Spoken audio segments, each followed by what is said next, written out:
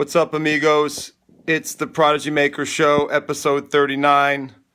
We're back. It's Chris Lewit, broadcasting live from Vermont in a new place.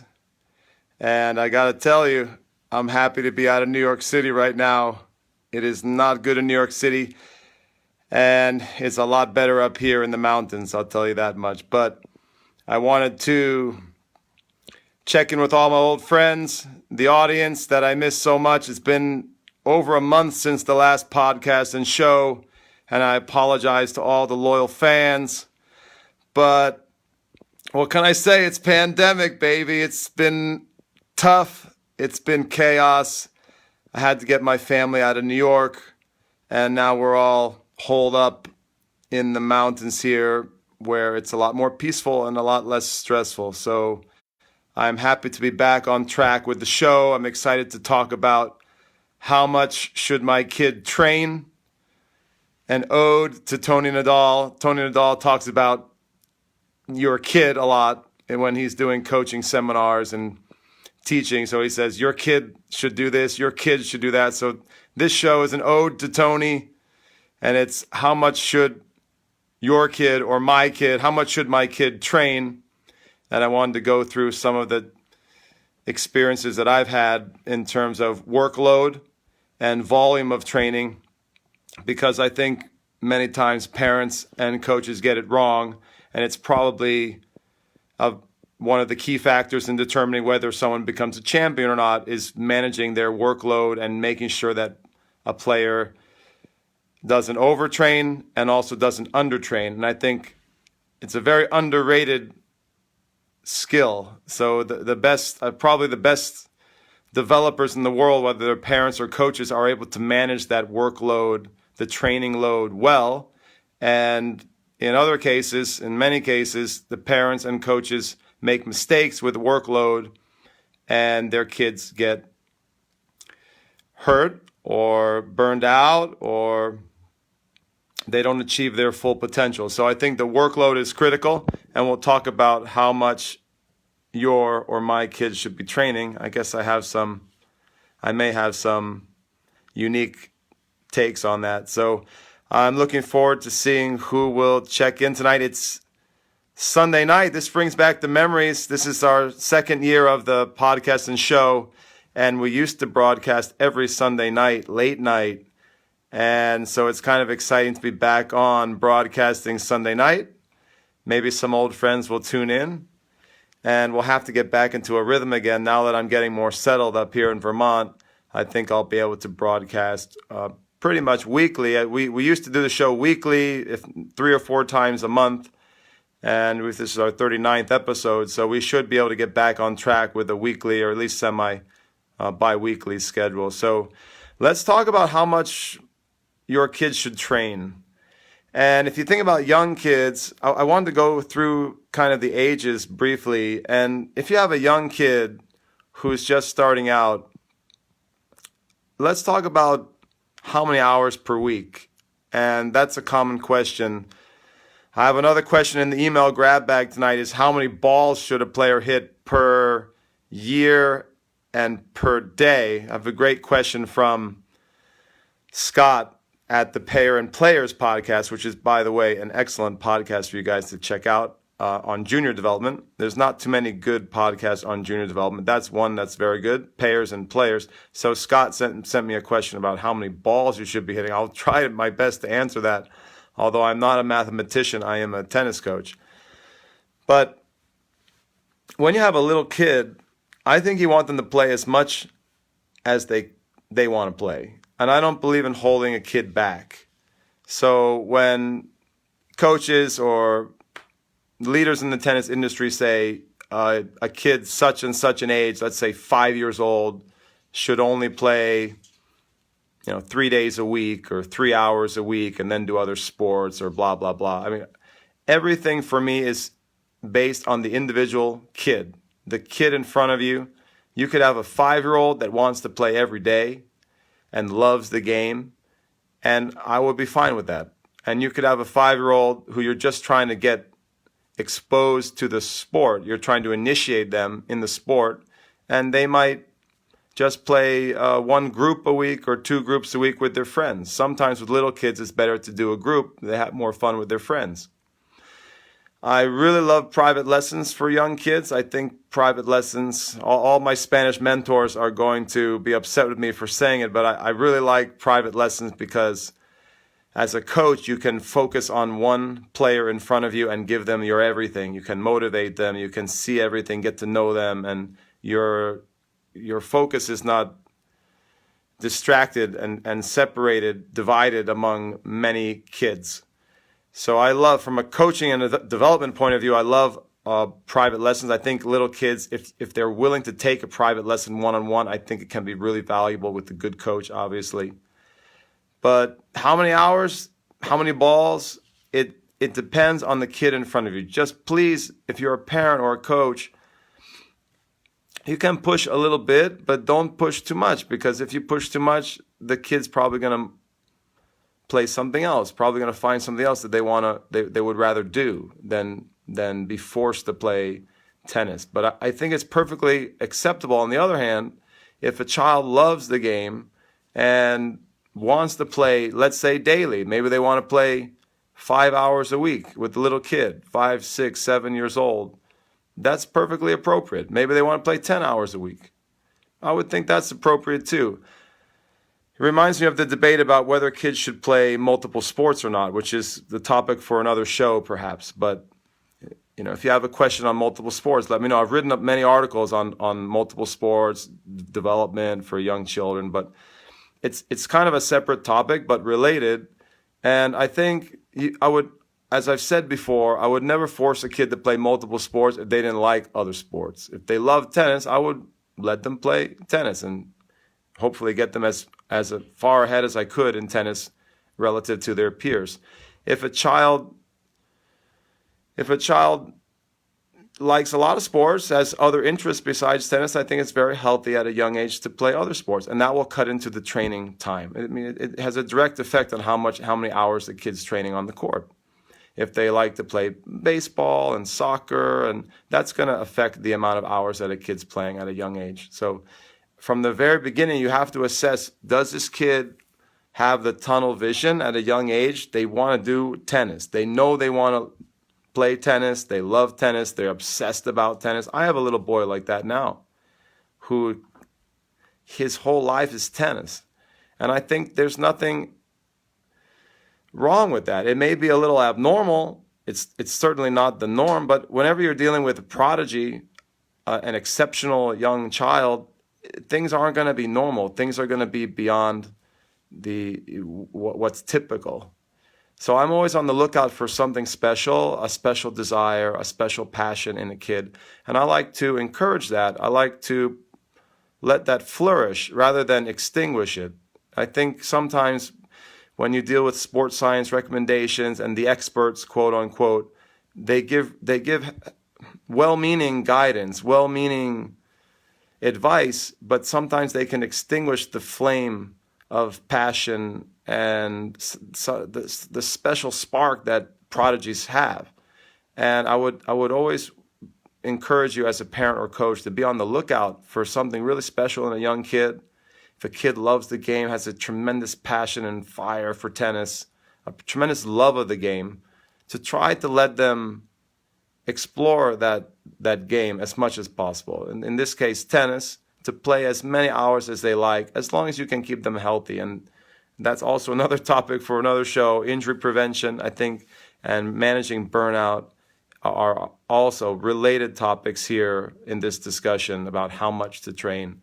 You should be careful because you want to work a kid hard. You want to give them a lot of exposure to the game. You want to have them hit thousands of balls, but you also want to keep them healthy and keep them hungry to keep coming back to the court. And so that is another discussion, but it's also a very important discussion.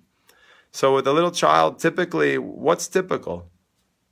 Introduction to the game, kid maybe plays in a group for fun. This is maybe the only time where I find it's acceptable to play tennis games. I did want to mention that. I really don't like tennis games. Because for me, I think tennis is the game. Tennis is a great game.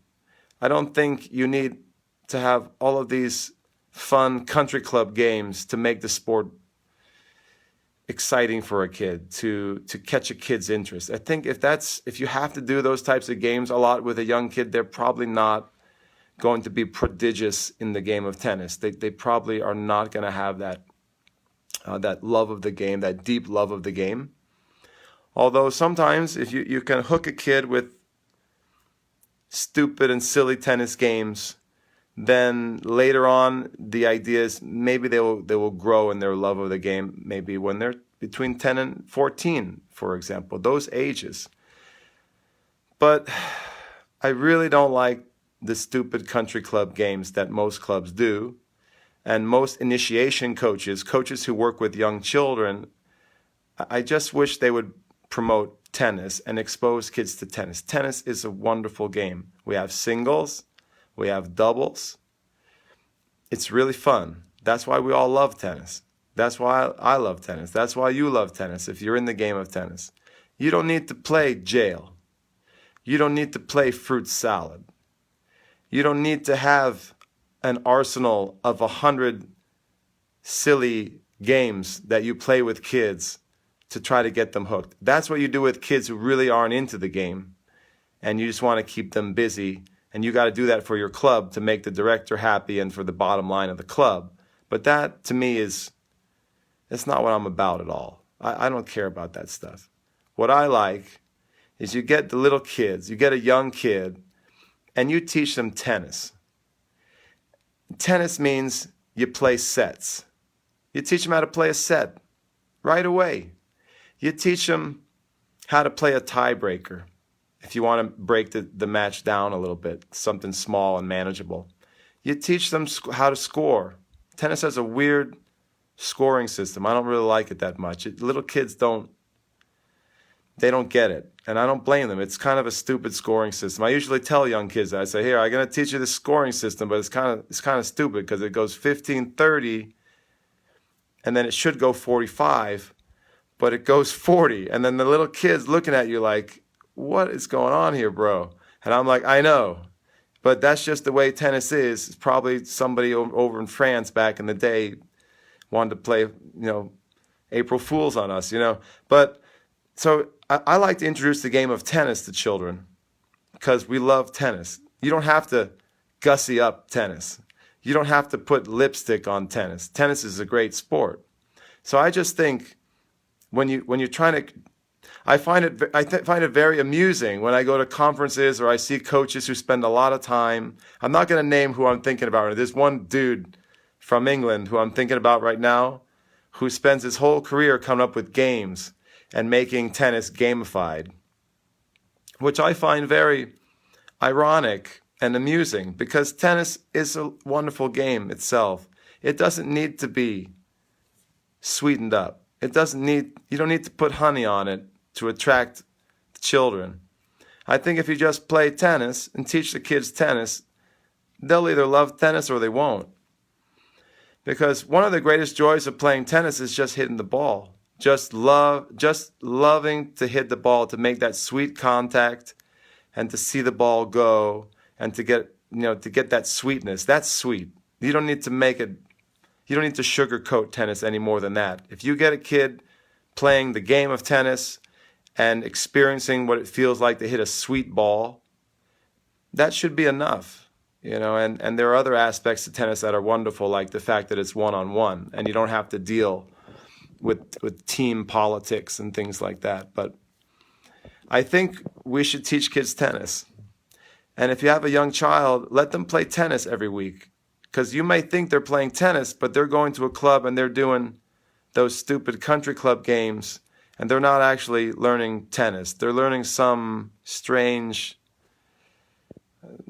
travesty of tennis, some strange amalgam of tennis-like skills and games. It's very strange to me. It's a strange world, the country club. I don't get it. So theoretically, maybe those kids at 5, 6, 7, after years of that kind of stuff, they somehow develop this love for the game between the ages of 10 and 14, maybe, when they get more mature. Maybe. Maybe there's some kids like that. But I think you can make tennis fun, and tennis is fun. So if you're going to play 3 times a week with your child, or have your child play 3 times a week, make sure they're playing tennis. That means, have they played a set? Do they know how to play a set? What is a set? A lot of kids been taking lessons for years. They don't know what a set is. They never played a set. I get kids come to me, the parents say, oh, we've been taking lessons for 3-4 years. The kid's like 8 years old or 9 years old. Kid doesn't know how to serve. Maybe doesn't even know how to keep score. You know, what kind of tennis is this? Is this It's not tennis that I know. Because tennis means you play a set. You know how to play a set. That's what's fun about tennis. You know, now that I'm semi-retired, you know, I haven't been competing in a few years, and I miss it. You know what I really love to do is play sets with my students. Now that's fun, and it's kind of a secret joy of mine. A student says, "Hey, can we play some points?" And I say, "Hey, let's play a set. We don't have to play some stupid game." I mean, of course, sometimes you want to make tennis a little more interesting, maybe just spice things up for a kid if you've been playing a lot of sets, or maybe you're in an off season or preseason, and so there are great games that coaches develop for different tactical and technical reasons, but mostly I think playing sets and tiebreakers, the things that you're going to play in a tournament, the things that make playing doubles, it's a lot of fun for a lot of kids to play doubles. That's tennis. We don't need more than that. We already have enough right there. I think it's funny when coaches are developing academy programs and they have a big book of games that they play, lots and lots of different baseline games and different situations. And I have my own that I like, different baseline points, different, cross-court down the line games and geometric patterns and all sorts of games with serve and return. And I just think many times coaches miss the essence of what tennis is. It's the game. It's the great sport. And if you want to develop a player, have them play sets. If they get tired of single sets, have them play some double sets. If they're a little tired of playing sets all the time, have them play some tiebreakers. To me, that is a good training regimen, and that's what should be filling up your week. So getting back to young kids, under 10, 5, 6, 7, or as you get older to 8, 9, or 10, have them play sets. You can have a 5-year-old learn how to play a set. It might be a mini tennis set. Have them play a set. You don't need to play fruit salad. You don't need to play jail or around the world or God knows what other game, somebody with a very creative mind developed to entertain children. Tennis is the entertainment. Maybe I'm getting off on a little rant here, but I just think children, when they're young, should play tennis. You teach them how to play tennis, the game of tennis. So if you're playing 3 hours a week, 5 hours a week, is it in a crappy group where the kids are spending half the time in those little groups? The kids are doing these stupid calisthenics. They're rolling the ball back and forth to each other. They're playing these tappity-tap games, these little coordination games. That stuff is all well and good, but you could do that at home with your kid in the driveway. You don't need to pay someone money, a coach, to do that at a club, in my opinion. If you go for a tennis lesson, you should be hitting balls with a racket, not with your hand, not throwing the ball back and forth, little catch games and things like that. Your kid should play tennis. You sign up for an hour of tennis, then your kid should have a racket in their hand. They should be learning how to swing the racket, hit the ball, and probably most importantly, play the game. So it's fun because once they learn how to play the game, they're going to say, hey, this is a cool game. This is a really cool game. You don't have to spice it up too much with the games that start to, just there for entertainment of a child, Yeah, Ben Sterner's on the program tonight. What's up, Ben? You know what I'm talking about. You kind of came to mind here with that experience you had with your young child at your club in Connecticut, and it was very similar to what I'm talking about here. And I didn't mean to make that connection, but it is apparent that you've experienced exactly what I'm talking about. I see we have some old friends on the program. Jerry Malfay, what's up, buddy? Kiran Kumar, it's great to have you guys waving on the show. Episode 39, I'm back. Excited to be with you guys. Sunday night, this is bringing back the memories, Sunday night. So, a young kid, anywhere from 3 to 5 hours a week, probably with initiation. And then as they get more serious, usually, this is typical for a more serious kid and it's starting to get into competition, probably to around 10 hours per week of tennis, and probably another sport. If they like another sport, they're probably playing, maybe soccer or maybe martial arts or maybe they like basketball. That's fine. I like 2 sports. I think 2 sports is really healthy. I've written a lot of articles about this. If you check my blog, prodigymaker.com. Has anyone checked my blog lately? Because my blog is blowing up. We have hundreds of articles on there now. I have even articles from my old mentor, Gilad Bloom, on there. All of my articles, knowledge and wisdom from the great Spanish legendary coaches. I think it's an unbelievable blog. I don't think a lot of people know about it yet. It's all free. ProdigyMaker.com. It's the blog for this show.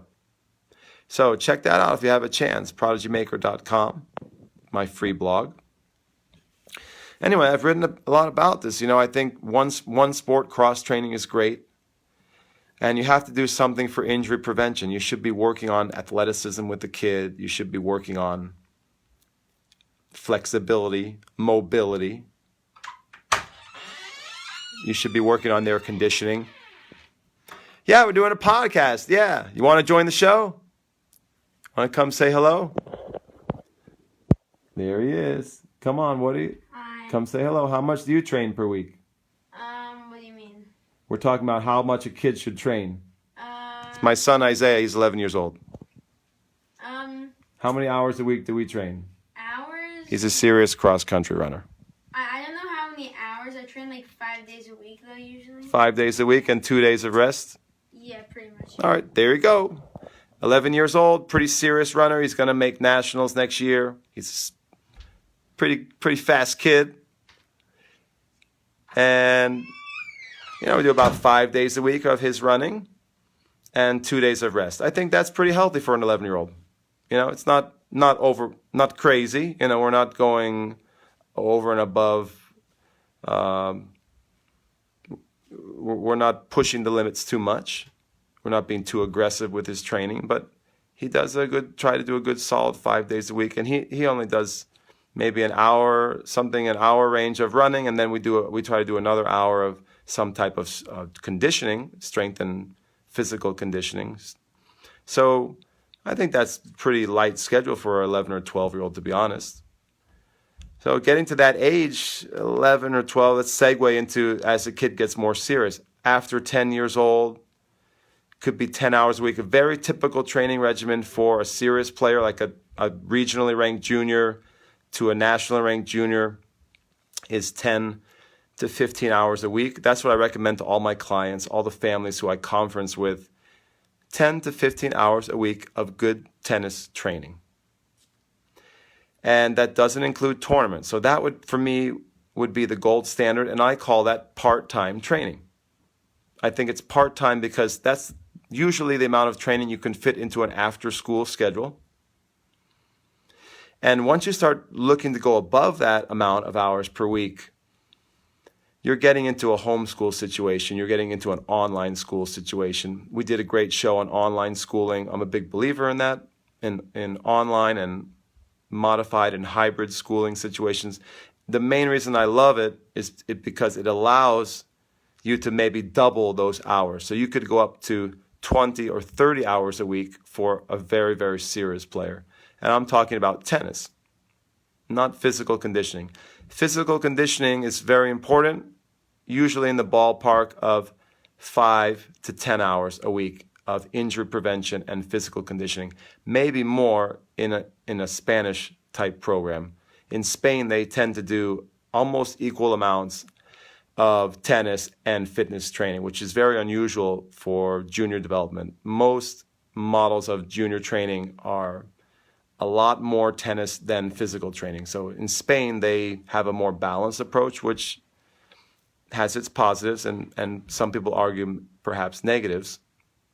I tend to like the more balanced hours of fitness and tennis. So 10 to 15 hours a week is part-time. And full-time is 20 to 30 hours per week. So these are kind of the ranges for a pretty serious player, maybe someone who's trying to qualify for nationals, and a kid who's already at the national level, maybe playing international tournaments and trying to become a professional. And I think when you're looking to develop a professional player, you have somebody really serious who loves the game and has a big dream of playing on the pro tour. The hours really should be between 20 and 30 hours a week of tennis. If you do the math, it's coming out to maybe 5 days a week times 4 hours minimum, or 6 days a week times 3 or 4 hours. So you get into the 18 to 24 hours of tennis range. I usually like to have 1 day off per week. I think that's important. I would not advise playing 7 days consecutively, typically. Sometimes you can do it up to 14 days, but then take a rest, sort of staggered in between 10 to 14 day periods of training, but I think it's risky. And for some kids, they may need 2 days off per week. And this is where, as a parent or coach, you have to be very, very careful, and you have to really listen to your player and use your intelligence, and you ask a lot of questions and really monitor them carefully so that you can make adjustments in the training. There's no one size fits all. One kid may develop to a high level on 15 hours a week, and another might need 25. And one player might get injured playing 10 hours per week, especially during certain phases of their growth and development. You have to be really careful when a player is going through puberty, when a player is maturing very quickly, very rapidly, physically maturing, because they're at higher risk of injury. So there are different phases during a junior's career where you have to be very careful about how much you train them. And the best coaches and parents figure that out. They figure it out the easy way. They know, maybe they've studied sports science, or they figure it out the hard way. Maybe their kid has an injury, maybe not a career-threatening injury, and then they learn to be more careful. So you just have to be really careful, and there's no, you can't say, okay, 10 years old, X amount, 15 years old, Y amount.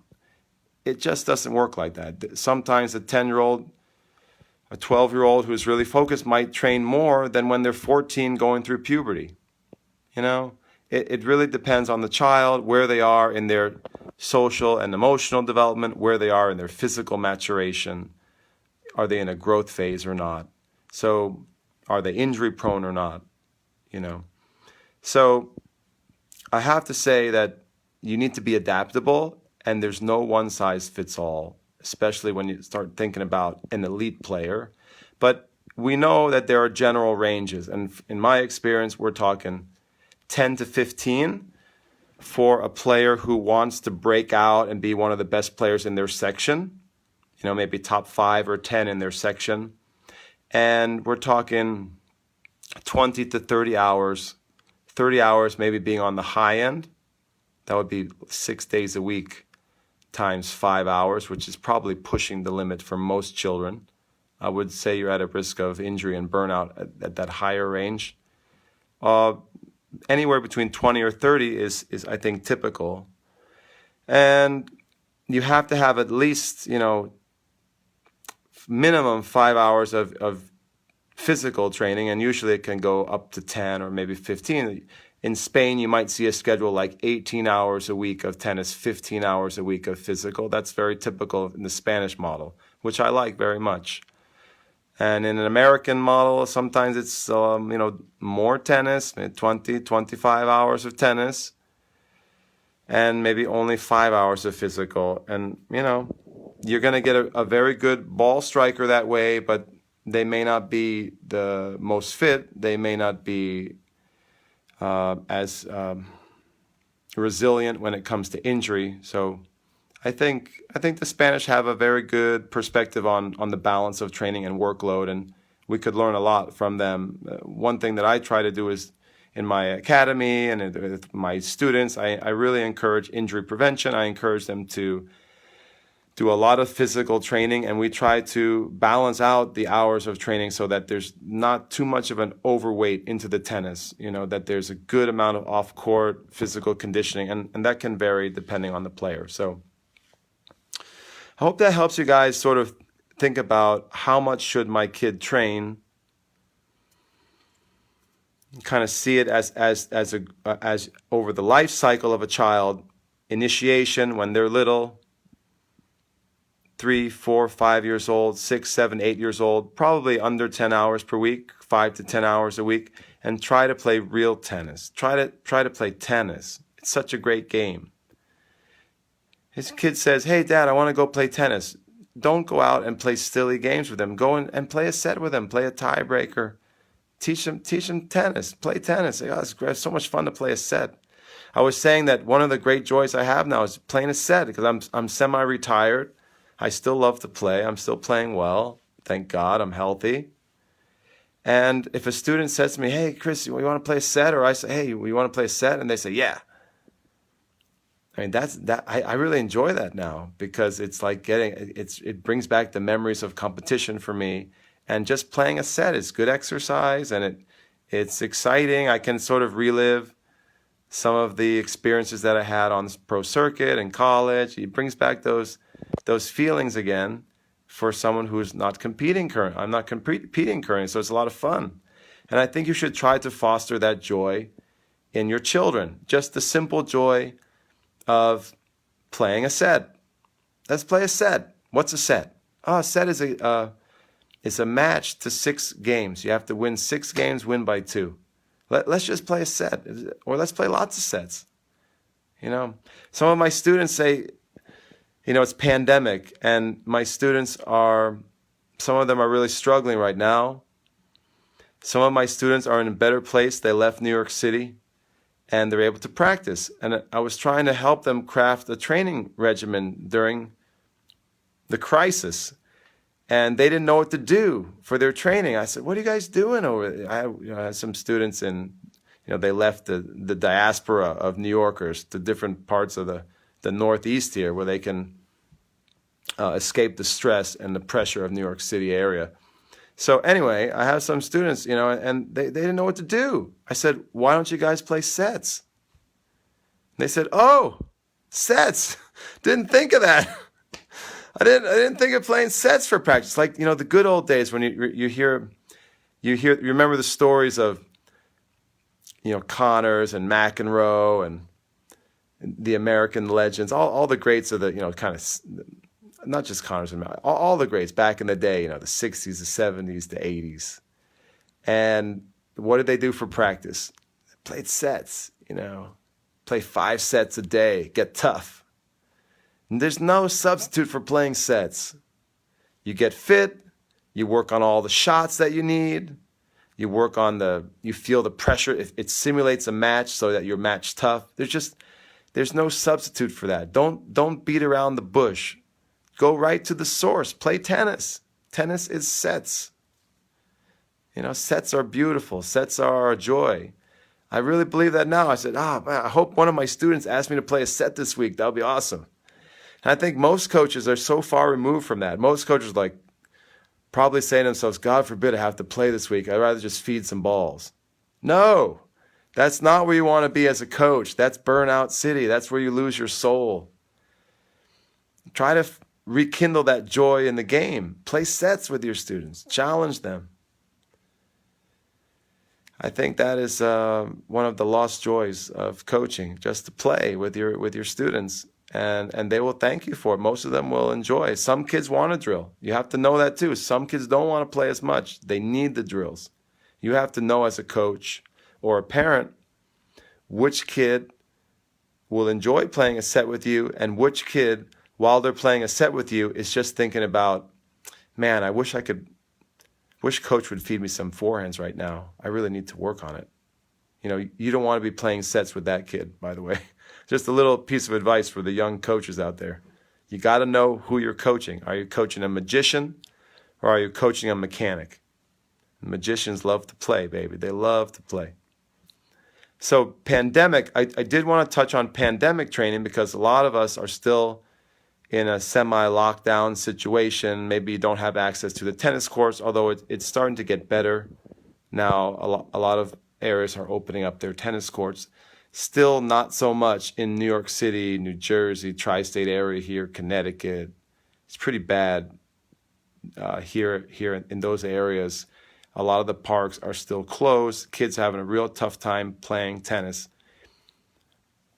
So during pandemic time, if you can't play tennis, you should be doing a lot of physical training. So you're not going to get your 10 hours or 15 hours a week of tennis. You're certainly not going to get 20 to 30 hours of tennis. So I had a couple students who they weren't able to play a lot of tennis. And I said to my students, I'm coaching a lot of kids on Zoom, for example. I'm doing Zoom training with my students who are locked down.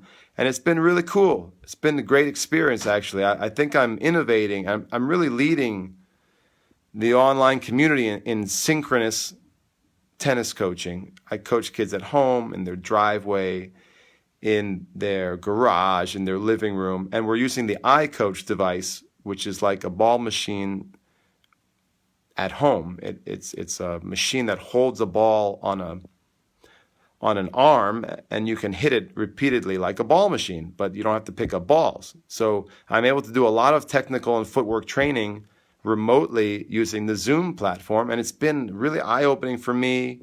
I've been making connections and a lot of improvements in the technical side, technical skills of my players. So I've been doing some Zoom training, but I always ask my students who are locked down, I say, what are you doing for physical? And usually they say to me something like, well, I've been working out a couple of times a week. That's very common. Yeah, I've been lifting some weights, maybe doing a few exercise videos. To me, that is not nearly enough volume of training during pandemic. If you're serious about keeping your edge and coming back strong, the volume of workload should be in the range of 10 to 15 hours a week. And a lot of that needs to be cardio because, as I said in a previous show, I think it was the last show, episode 38, cardio is king right now. For anyone who's locked down or quarantined or isolated, you got to keep your cardio up. That's why I think that that kids need to go out to run or to bike or that type of thing. And I find that most kids who are locked down right now, my students, I'm noticing that they're lifting some weights, but they're not doing enough cardio. They're not doing nearly enough volume to stay competitive with the kids, let's say kids in Texas or kids in Georgia or kids that have a private court. Some kids are lucky they have a private court that they've been able to train on every day. And I think the only way to stay competitive and close to those kids is for you to be going into beast mode at home. That might mean 10, 15, 20 hours a week of fitness. And that number is mind-boggling to most of my students. They can't even wrap their minds around it. And I think most players right now who are stuck in a bad situation at home, in an apartment, in a small house or something like that, no outdoor space, is they're probably doing something in the range of 5 to 7 hours a week, maybe of gym, of exercise. I think that's not nearly enough. And at a minimum, it should be, let's say, twice a day, 2 hours a day. 1 hour can be your gym work to get stronger, strength and conditioning. And the other hour should be some pretty intense cardio. Either it could be long distance cardio, it could be something with interval training, could be some high intensity training, but really the day should be split up between a session of cardio, let's say an hour, a session of strength and conditioning, let's say an hour. And ideally, you have an iCoach or you have a great base backboard in your garage, an iCoach in your living room, and you're doing some tennis skill development. You're hitting the ball, maybe a couple hundred times a day. So maybe that would be 3 hours to maintain some sort of competitive edge and to not fall too far behind the kids who are hitting on a private court every day, or maybe their club is open or their public courts are open. Different parts of the countries have courts that are open. So in my mind, I hate to say it because I know that many families during pandemic are overwhelmed. I am overwhelmed. I have 4 kids. I have a little baby. All my kids are online schooling now. They're homeschooling. It's just chaos in our household. And I know how hard it is. I'm having a hard time with this myself. I have my daughter who I don't think has been training as much as I would like. We're lucky to get 1 gym session in for her and she's a wrestler, so she doesn't need quite as much cardio. But we're lucky to get 1 wrestling session in and 1 gym session. And I don't think that's enough for her to maintain as much of an edge as I'd like against the kids who maybe have a mat and their coach is there and they've been wrestling, 2-3 hours a day with their coach, something like that. So I'm trying to step up her training as best I can, but it's hard because it's pandemic, man. It's crazy. I have 3 other kids that need me. I have to work constantly because everybody's worried about their business right now, justifiably so, the economy. So I'm working crazy hours, 7 days a week, and it's hard to maintain the edge of your children right now. I know some parents are giving up. They're just saying, the next couple months are not going to be good, and my child's going to have to make it up maybe in summer or whatever. By the way, our summer camp's coming up real soon, guys. It's going to be amazing. In the mountains, totally safe. Going to have all the students tested for COVID on my property. Before they step on my property, I have a plan to have a safe and awesome summer camp. We're waiting for the guidelines from the state of Vermont, but we are very optimistic right now. We have a lot of signups, and actually, I'm getting flooded with signups this week from many families who are actually moving to our area in Vermont. They want to get out of the city. And this is very exciting for me to see families coming. Maybe they're going to stay the whole summer and train with me because they're renting a house. They're moving out of urban areas into, a lot of people want to come to Vermont because we have almost no COVID here. And I see that there's going to be a surge in camp signups. I think we're going to be sold out every week pretty soon. I think we're going to get a big surge as we get closer to June right now. I'm already starting to get the inquiries after just crickets. Like the first, March and April, which is typically a pretty hot summer camp sign-up time, was just nothing. Everyone is just surviving, coronavirus. And now I'm starting to see my emails, my phone started to light up a lot as we're starting to get into mid-May and June, and people are realizing that Vermont is a great place to spend the summer because it's very safe here. But we're going to make it extra safe. We're going to test our students. We're testing all our staff, and we have a plan to make the academy really, really positive experience for the kids that need to train this summer. They need to get their hours on the court. They need to get back to some sense of normalcy. So I'm excited about summer. Wanted to share that with you guys. What else? Yeah, we were saying about the volume during pandemic time has to be way up. It's hard for us parents to get it. It's hard for coaches to get it. That's why coaches can help. They can try to stay connected with their students via Zoom or via text or social media and try to encourage their students to train more if they're not able to do their sport-specific training. So in this case, tennis, if you're not able to get to the court, you got to really jack up your physical conditioning. And I don't know that a lot of my students have done it. They've done the minimum to stay in some sort of shape, but it's not going to be good. When they hit the courts coming back, I think they're going to be sucking wind, and their skills are are going to be somewhat deteriorated, because it really should be, during pandemic, I say 3 hours a day minimum. You do your online school. Why can't you do it? You have online school, and then as soon as online school's over, you do 1 hour of your sports skill training, in this case tennis, at least. You can do it at home with the iCoach or the Great Base Backboard. You can do your repetitions. You got to get some reps in. We're talking about how many balls you have to hit. Who knows how many balls you have to hit per week? I'll answer the question in a minute. But you got to do reps with your racket. You got to hit a ball. You can do that at home. There's no excuse here. And then you got to do a good amount of cardio. That's probably another hour. And then you got to do a good amount of working out. Gym, legs, upper body, injury prevention, core, maybe some flexibility, mobility. So for me, at a minimum, the pandemic training is 3 hours a day. Those 3 things are essential. And I don't see a lot of players doing that.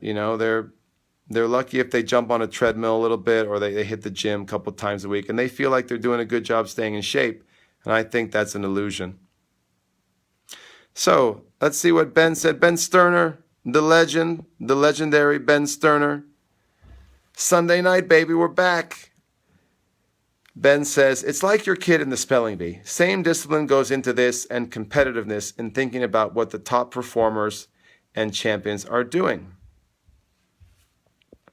Ben Sterner says, even Tommy Paul was sucking wind in that UTR event this past weekend. Barely could finish his match. Even pro players who aren't playing and trying to get back, it's a new game. Like I said, cardio is king.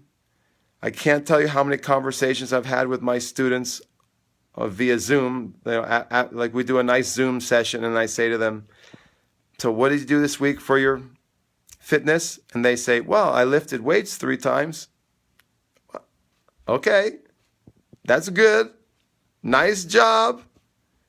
Did you go running? Did you hit the treadmill? Did you do the bike? That's what you need both. It's not one or the other. You need to get stronger. Did you do yoga? Did you get flexible? Did you work on your hip mobility? I did some bench press and biceps. you know how the kids do it. I did a lot of dumbbell curls. My bench press is improving.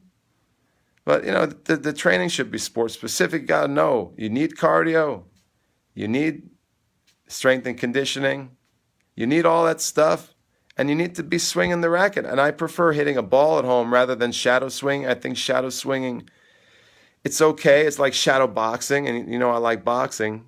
Shadow swing is okay, but it's better if you have the ball to strike. So with the iCoach or with the Great Base Backboard, you got to have the sensation of hitting the ball, working on the spacing with the ball. It's a lot more interesting, and I think it's more valuable at home if you're locked down. But I can get on an iCoach. I can do 2 hours in my living room on an iCoach, and I'll tell you, I don't know about you guys, but I know how to train at home, and I can get a very nice workout on that thing.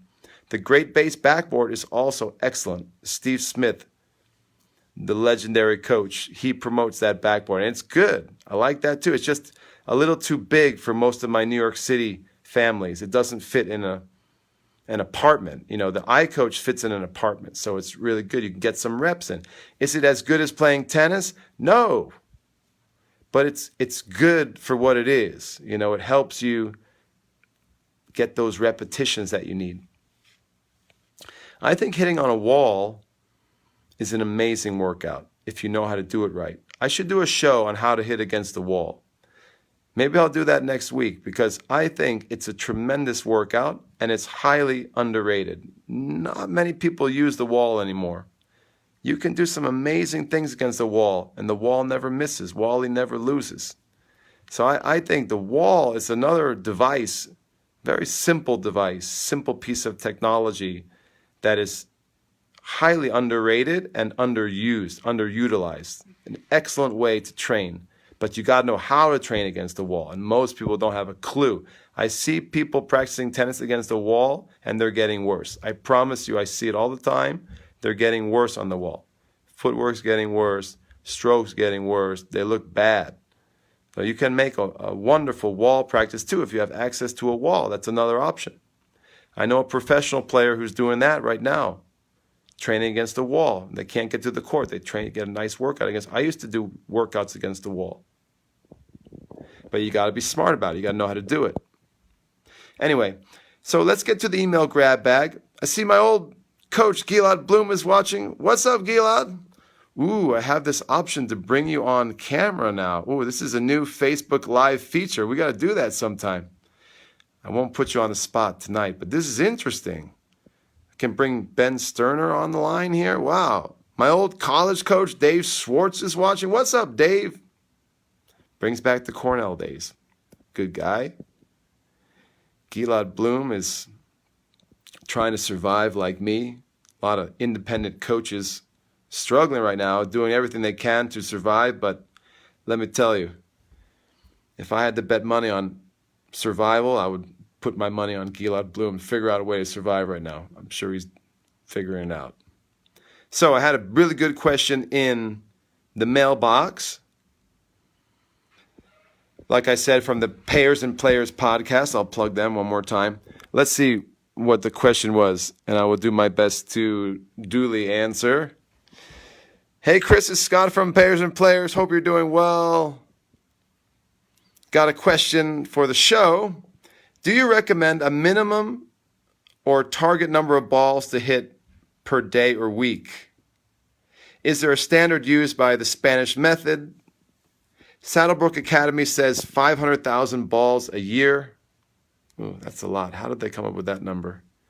And others say 3,000 a day. Curious to hear your thoughts.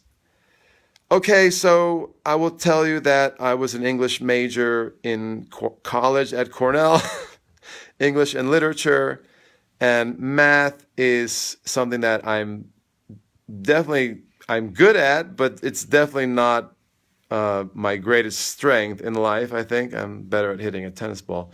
But how can you see the connection problem there? Now we're back. Okay, so in terms of the number of balls per week, for me, it's just this is an exercise in futility. It's just like a parlor discussion. It's not important. Now you could try to measure it. I'm sure someone who with a mathematics background could do some type of averaging.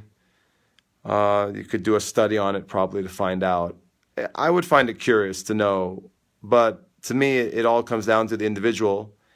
And for me, coaching is like a personal relationship where you're constantly monitoring a kid, and it doesn't quite work like mathematically like that. But I'm sure there's a more mathematically minded coach or parent who could crunch the numbers and come up with a rubric, a guidance. So 500,000 balls a year, 3,000 a day. There's definitely not a metric like that in Spain, because Spain is the most anti-mathematics, anti-technology place you can find for tennis training. Like they really try to keep it simple in general in Spain. They are, you know what?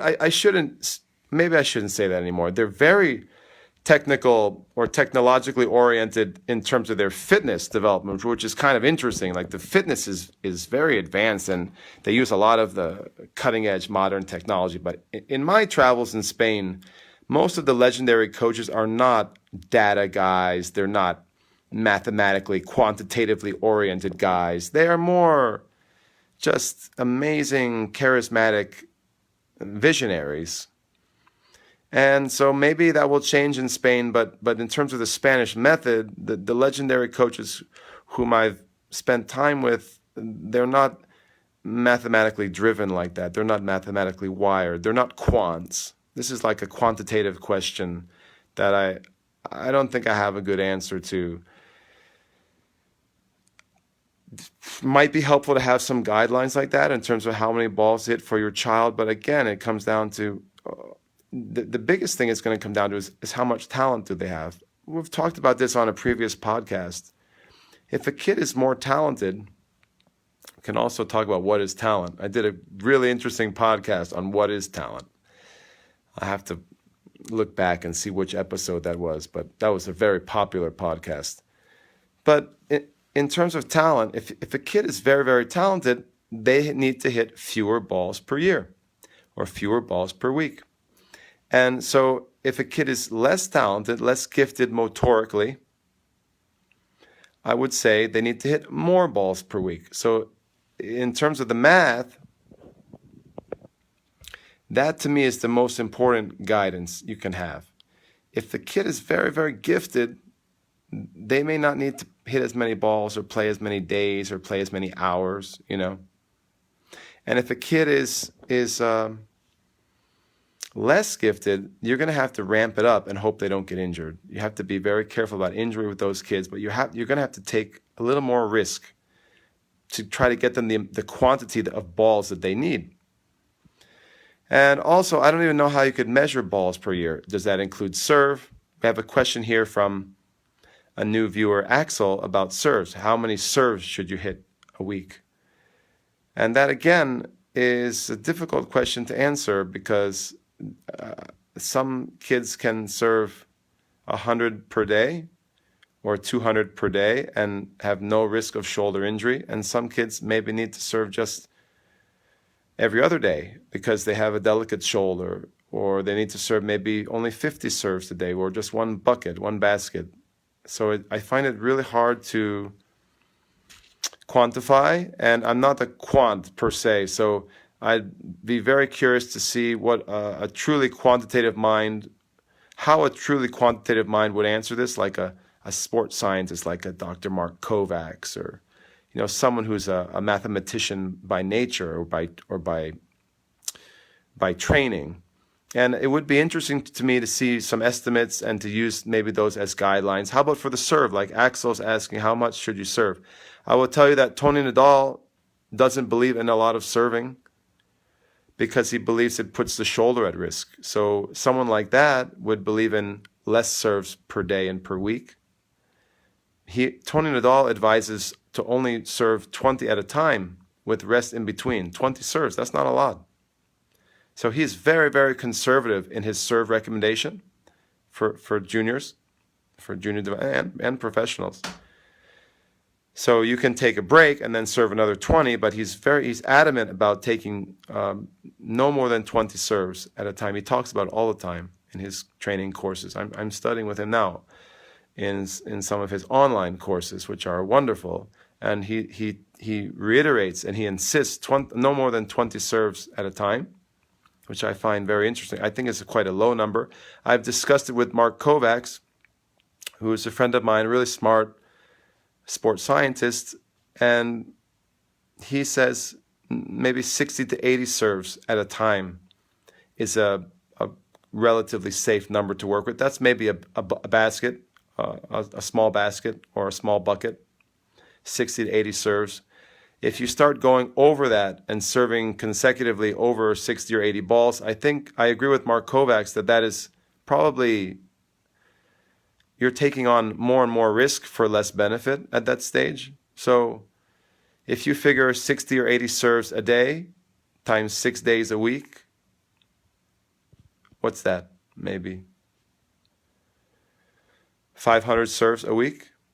Maybe it's a good guideline, but we can do these numbers and crunch them. It is interesting to me. I like to have the guidance. I don't know how Saddlebrook came up with 500 balls a year. Maybe they did some rough numbers with their students, 3,000 a day. It's important. It's important to hit a lot of balls. I think the idea of getting to the mathematical heart of training is interesting because in many ways, you do need to hit a certain amount of balls to get good at tennis. They have to be quality balls. They have to be with focus and engagement. But it's interesting to me. I don't have a direct answer, but I'd like to learn more. I'd like to talk to some folks who are a little more quantitative than I am and leverage their opinion and their training on this type of question. So I'm sorry, Scott. It's the best I can give you. I don't use that as a guideline for me. I like hours. I think hours per week is a little easier for me to try to as a rough gauge, but to actually track, how would you even track it in terms of assisting your that's why I said it's kind of a parlor discussion in some ways, because how would you even track it? You would need some advanced technology with a sensor and an app to track all of the hits. It would be difficult to track, I think.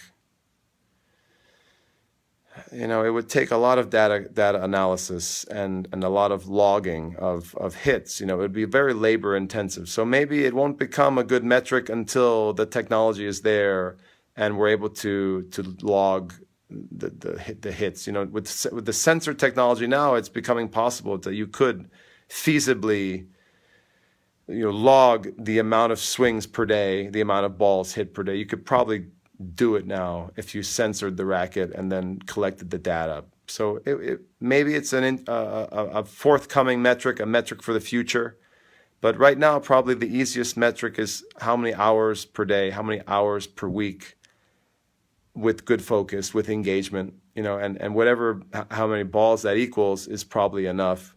And at the end of the day, you need to see if you're going to use quantitative analysis, you're looking for the trend of UTR. You're looking for the steady rise in UTR of your player. And that is a way of working backwards and saying, okay, we are hitting enough balls. We are playing enough hours. You're looking for the rise, a steady rise in UTR. So I think that those are ways of getting around the more complicated question of how many exact balls to hit per day or per week or per year. And maybe with the advance of technology and sensors and data collection and computer technology, we can more easily calculate the numbers. But it's definitely a question for the future, I think. Not a very helpful guide for us coaches in the trenches or parents, because it's difficult to track. I think hours and observing a UTR improvement is probably a much better metric to use in terms of figuring out how much your kids should train. So guys, I hope you thought that was helpful. Please consider sharing the show. Thank you for your waves and your thumbs up. It's great to be back. I'm super excited. I'm here in Vermont getting the summer camp going. Very excited about that. I'm doing a lot of Zoom training right now. Speaking of hours per week and elite training, I have a new elite training program that I'm very excited about. More news to come, but it's an opportunity for players from around the world, around the country, to come to my club and train with me short-term or long-term. And the goal is 25 hours per week. So that is, to me, the gold standard. You see, I came out right in between the 20 or 30 recommendation that I mentioned earlier. So I'm working on a new elite competition team, just a small group of players, maybe 4 to 6 players maximum, who can train with me 25 hours a week at my club. I think going to get some kids. I already have some interest. And that to me is the gold standard. And that doesn't include fitness. Fitness will be another probably 10 hours, but it's not very Spanish, is it? Fitness should be a little higher. But I will start with that. Pretty good amount of training, 25 hours. I think with 25 hours of personal training with me, you're going to get a hell of a lot better. And what I want to do, I have a goal to try to build out some gold ball winners from my club. I would like to develop a few kids who are competing for gold balls at the national level, and then of course moving on to the international level. I've had some kids who have come quite close and have competed well at nationals, making quarterfinals and things like that. But I really would like some gold ball winners. So that is something for me on the horizon I'm kind of excited about. And what else? I'm doing a lot of Zoom training right now. I really believe I'm leading the online field in terms of synchronous training. I don't know anyone who's doing Zoom lessons like I am with the iCoach, connecting into people's living rooms, into people's houses, and really making important progress in a player's technique, and especially footwork. I do a lot of footwork training, which I think is it can be done remotely. Some things can't be done. I mean, you can't work with an advanced player on tactics remotely in their home. It has to be on the court. I'm starting to do more lessons like that, where you take me on mobile to your court and I can coach a player through the mobile connection, through the mobile phone, via Zoom. And that is a little different, but that's another way. I'm really into this idea of developing and innovating in the remote training field. So stay tuned for more on that. I'll share with you my experiences on Zoom. Actually, that would be the fodder for an excellent show coming up. Maybe episode 40, we'll talk about ways you can train on Zoom. I'll share with you my experiences on Zoom, what has been going well through online coaching, what is more difficult, the challenges, the positives and negatives. I think that would make for a really interesting show, because I think in many ways I'm innovating online, and I'd like to share some of my experiences. I think it would be fun for me and also educational for parents and coaches.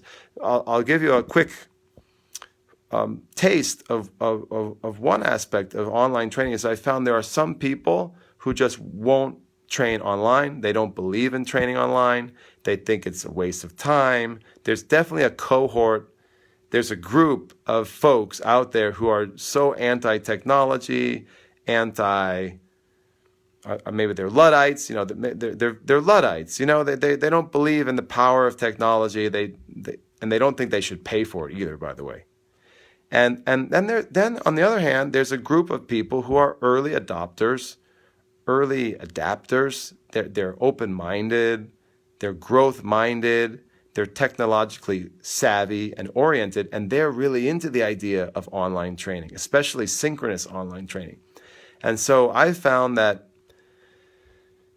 you just have to know who you're working with. If you're dealing with a family who's in the Luddite on the Luddite side of things, then just forget it. You know, Luddites are people that that are very anti-technology, and they're just not going to get it. They're not going to believe in it, and they're certainly not going to pay you what you're worth online. And then there's another group who really are into the idea of they're into the futuristic training. You know, being on the cutting edge, doing something innovative. They like being part of that, and many of them are willing to pay for your time. You know, it's very intensive to do a good lesson over Zoom. You know, some parents think that they get the impression that as a coach, you're just sitting on your butt, you know, doing nothing in a Zoom lesson. But it's actually quite time consuming. It is energy draining. And I know we'll talk more about that on the next show. I think it'll be a great show. We'll talk about synchronous training, asynchronous training. It'll be a cool show. So let's save that for episode 40, guys. A little foreshadow there. I want to thank you for tuning in. As always, I appreciate the audience of this show very much. I'm so sorry we weren't able to broadcast in the last month, but now we're back. Hey, it's pandemic, baby. But you know what I say? Champions never make excuses. I shouldn't be making any excuses either, pandemic or not. We got to keep the show rolling. The show must go on. So we'll go for episode 40 next week. Guys, have a great night. As always, in this case, during the crisis, be safe. I hope you're all healthy. God bless. I'll see you next week.